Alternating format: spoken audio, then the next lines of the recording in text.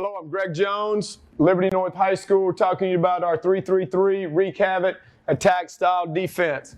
Here's my Twitter information if you want to get in touch with me on Twitter. There's my email if you want to contact me by email. Today, what we're going to talk about today is goals and our tempo setters at practice, right? Goals and tempo setter at practice. So real quick, and I know everybody's goal is different, so I'm not going to spend a lot of time on this. I just want to go through because I think we have our goal, just like you, we have our goal boards up in the locker rooms so the kids can see them every day when they come through. And weekly, on the weekends, we go through and we mark. We have a grid and we mark which goals we hit and which goals we did not. But the other thing we do is the helmet decals. That's how we do helmet decals, okay? So obviously we want to be the best defense in the state, and we want to be 3 and out 40% of the time. We want to win the turnover ratio. We're always talking about the ball, the ball, the ball. We have a turnover chain. The kids love the turnover chain. No explosive plays. We don't want to give up any big plays. We want to have 8 or more loss of yardage plays, talking about being an attack-style defense. We want to stop 70% of third downs. We want to have 7 or more players around the ball, talking about the blue swarm, swarming the football 80% of the time. We want to hold our opponents to less than 225 yards of offense. No first downs following a turnover. All right, sudden change. We need to always be ready for sudden change. Shutout in the fourth quarter, we talk about all the time, winning the fourth quarter. 13 points less a game with a starter and no first downs inside either 20-yard line. And we have a defensive production chart, and if you score a point, all right, on Friday night on the defensive production chart, then for every one of these you get a sticker. All right, we don't have where the linebackers are running around with 20 and the D-line's running around with 4, or the secondary's got more.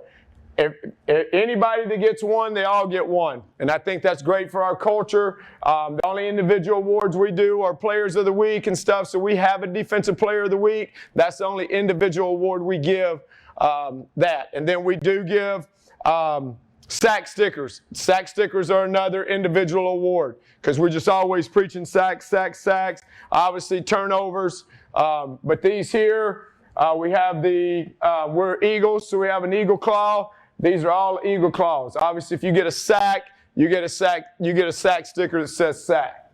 All right, that's our goals. Going into practice and our tempo setters.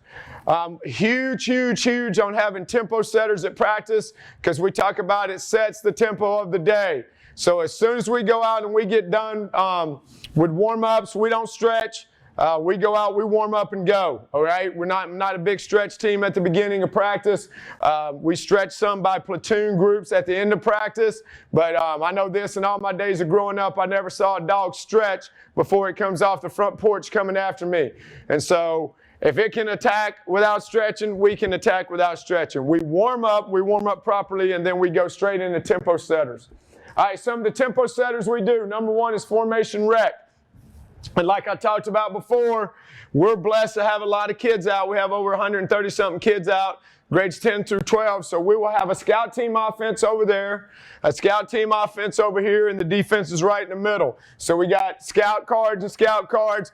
They come here, they will show a formation, boom, we adjust. If they got motion, we adjust off the motion. As soon as they go back, we're turning around and this offense is coming to the line of scrimmage.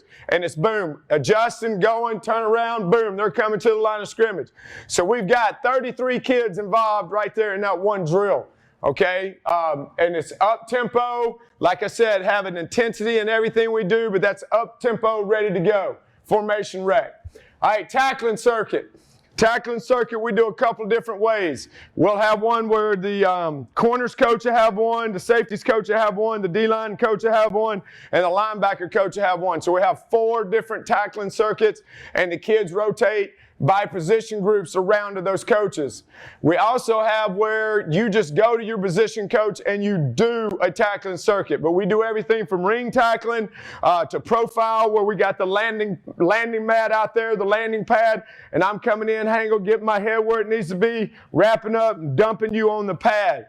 All right, we try to take care of the people we're tackling. We don't, very, very, very seldom do we tackle to the ground. We do a lot of profile tackling. All right, but we're going to do some type of tackling circuit every single day but Thursdays. Pursuit drills.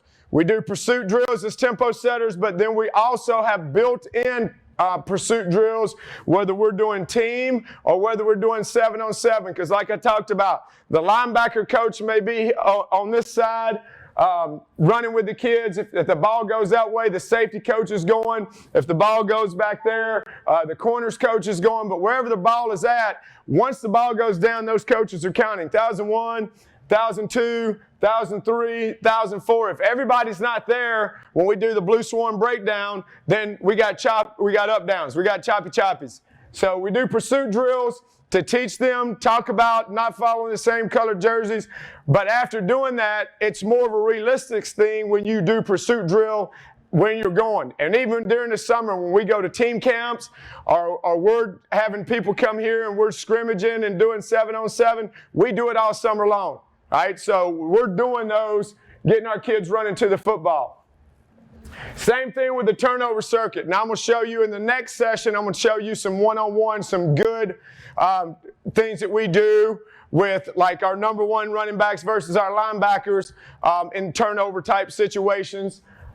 But turnover circuit, we'll do the same thing where each coach will have a circuit. All right, or we just line them all up, right? And I'm carrying the ball and they're punching it out. So we do different type of turnover circuits.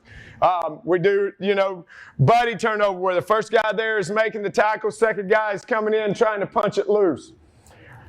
Turnover counts at practice. So like when we start practice in August, defense will put on their board, they'll put a 1, all right? And so they're out there when we're at practice and we're going, or even when our running backs are coming back till they get back to the line of scrimmage, the running backs or receivers, and put the ball down. If they knock the ball loose, that's turnover, and you'll see them all jump on it. Now, you got to put some parameters on it because they cheat. We have our backs warm up carrying balls. They're trying to knock them out during warm-ups. We don't let them count that.